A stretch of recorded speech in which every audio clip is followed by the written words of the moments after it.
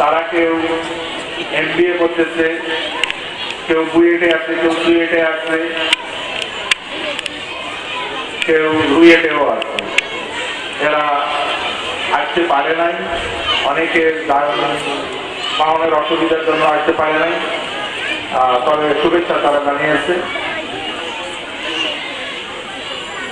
এটা সম্ভবত পাকিস্তান পিরিয়ড হবে। পাকিস্তান পিরিয়ডে আমাদের নামটা মনে পড়ছে না, পাকিস্তানের এক কৌতুক অভিনেতা, তার সাক্ষাৎকার নেওয়া হচ্ছে রেডিওতে।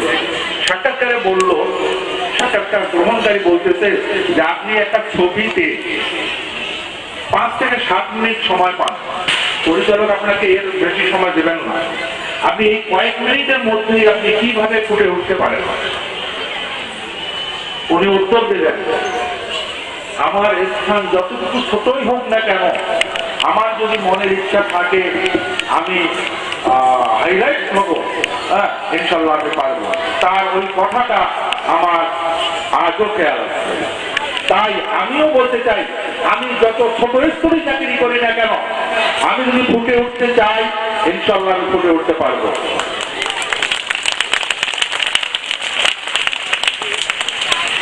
আমি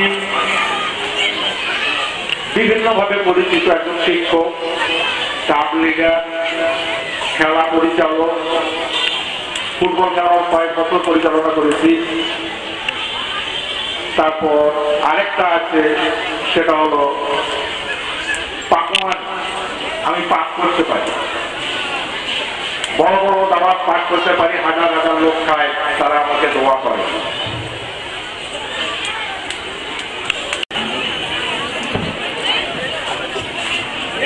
তুমি আমার সাথে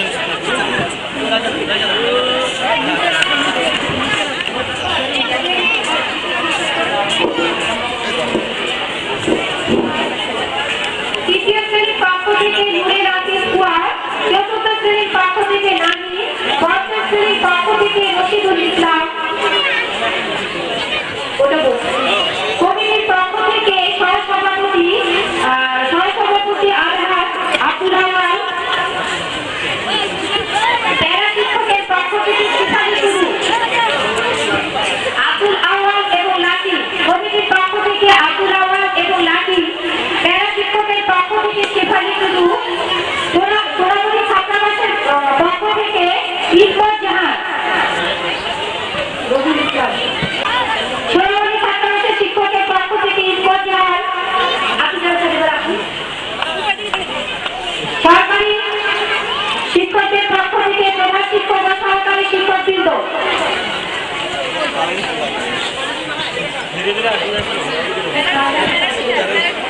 প্যারা শিক্ষকের পক্ষ থেকে শেফালি টুডু, সোনামণি ছাত্রাবাসের পক্ষ থেকে ইসমত জাহান,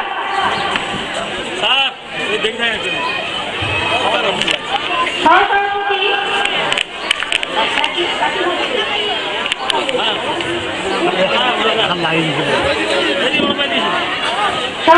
সরকারি শিক্ষকদের পক্ষ থেকে প্রধান শিক্ষক ও সহকারী শিক্ষকবৃন্দ,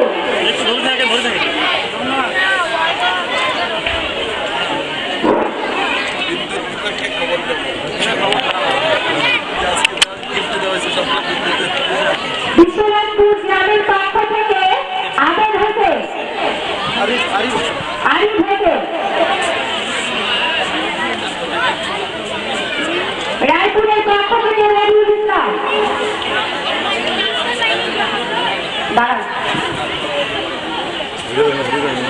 প্রাক্তন ছাত্র মধ্য থেকে ছাত্রীদের মধ্য থেকে ডাক্তার মোহাম্মদ হাবিবুর রহমান, রায়পুরের পক্ষ থেকে ব্যক্তিগতভাবে ফজলে সরকার,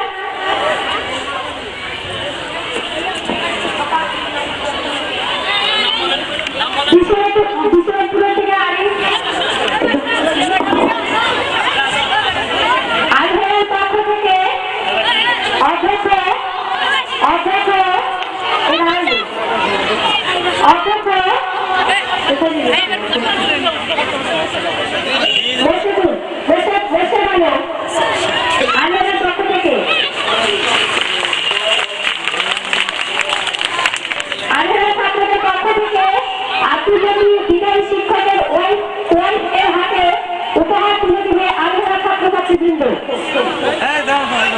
পরিবারের পক্ষ থেকে মালালা দাতা আধার আলী।